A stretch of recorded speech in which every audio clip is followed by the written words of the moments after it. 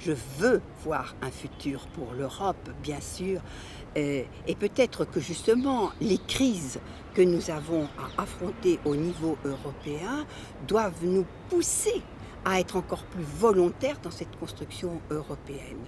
La lutte contre le terrorisme, le besoin de sécurité, la prise en compte des migrants, la défense des libertés et de la démocratie, y compris sur notre territoire européen, liberté et démocratie auxquelles nous sommes extrêmement attachés, tout cela demande encore plus de volonté européenne.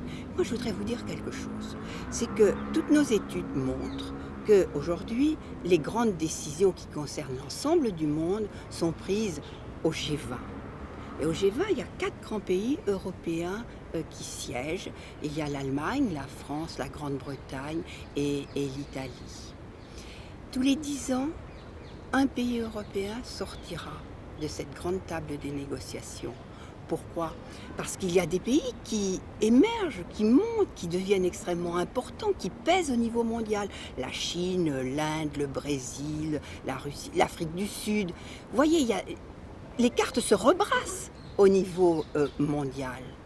Si nous ne sommes pas capables d'être européens ensemble, alors toutes les grandes décisions qui se prennent au niveau mondial, l'énergie, la recherche, l'innovation, l'environnement, toutes ces grandes décisions se prendraient sans les Européens, sans les 500 millions d'Européens. Vous riez, c'est pas ma vision de l'Europe.